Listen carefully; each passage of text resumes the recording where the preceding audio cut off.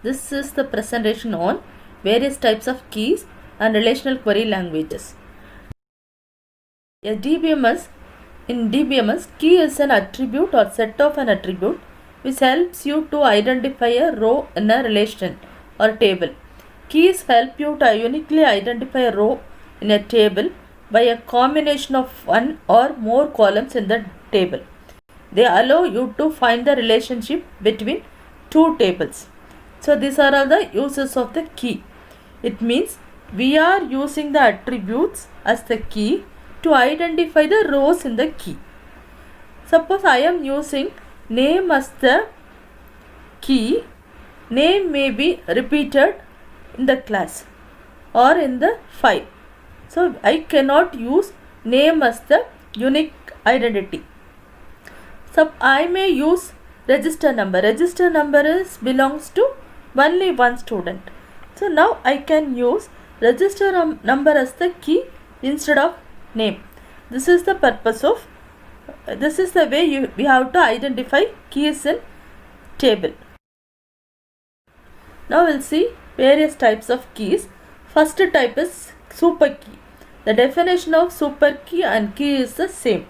A super key is a group of single or multiple keys which identifies rows in a table. A super key may have additional attributes that are not needed for unique identification. So in this table example, we have three attributes: employee SSN number, employee number and employee name. So in this table you can see employee SSN number is unique values, employee number is also unique value. So we can use employee SSN number as one super key, employee number as another super key, or we can use the combination also, employee SSN along with employee name, employee number with employee name, or we can combine together employee SSN, employee number, employee name.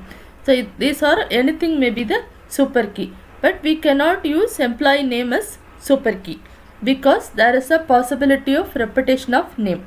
This is how we can form the key, but super key is the theoretical concept, we are not practically used. And second type of key is primary key. This is what we are using. Primary key is a column or group of columns in a table that uniquely identify every row in that table. A table cannot have more than one primary key. In this example, student ID, roll number, first name, last name, email. Mostly student ID is unique and roll number also mostly unique.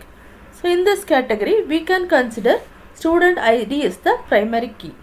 Student ID, customer ID, employee ID, Aadhaar card number, PAN number. These are mostly unique values. So we can consider these are all the primary keys for the table. Next is candidate key. Candidate key is a set of attributes that uniquely identify tuples in a table. Candidate key is a super key with no repeated attributes.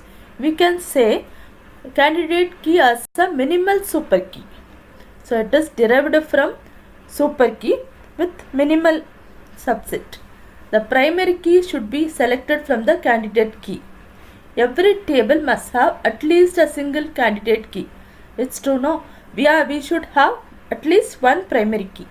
It means automatically we have one candidate key.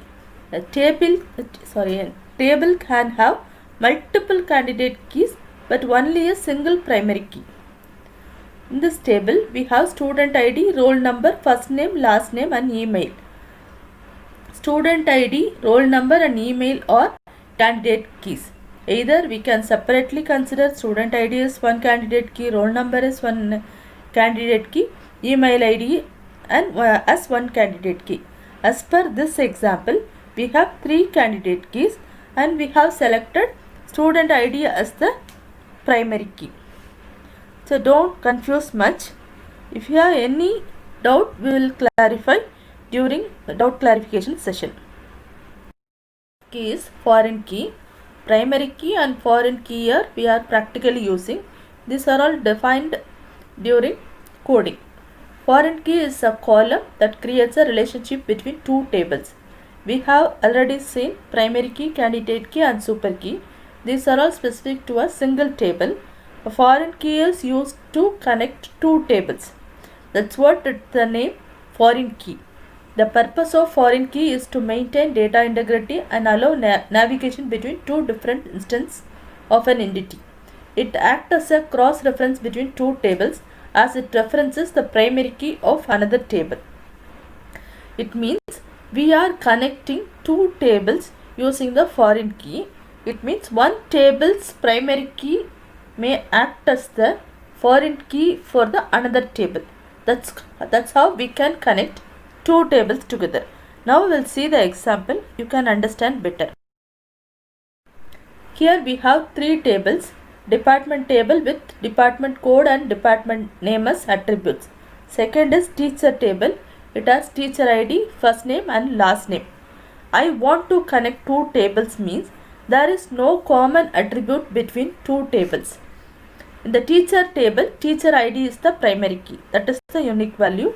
In department table, department code is the unique value. So in order to communicate two tables, I will add department code in the teacher table as the foreign key because it is already the primary key of department table. Now it is act as the foreign key in the teacher table. Now we can connect both table, department table and teacher table, using department code. Department code is the primary key in one table. It is act as the foreign key in the another table. Now we have to understand the concept referential integrity. The department code is used in two tables. One is primary key, another one is foreign key. If I delete any value in the department code, suppose I want to delete 001, it should be deleted in all the cases. Wherever I am referring department code, it should be deleted. Otherwise, it leads to inconsistency. Similarly, if I add any value in the teacher table, in the department code 003, I have to ensure whether it is in the primary table or not. This is referential integrity. For other cases, it won't affect the other tables because it is referred only one table. Other keys, we no need to worry. It is referring only one table. But in the case of foreign key, it refers more than one table. Here in this example, we are referring extra one table. But we may connect more than one table using the primary key. It is act as the foreign key in another tables. So whenever we are doing deletion insertion operation, we have to ensure it is to be properly done. This is called referential integrity. So next is relational query language. The query language is a language in which a user requests information from the database. So suppose we are forming everything, we are created the table. What is the ultimate purpose? We have to retrieve information as per our request.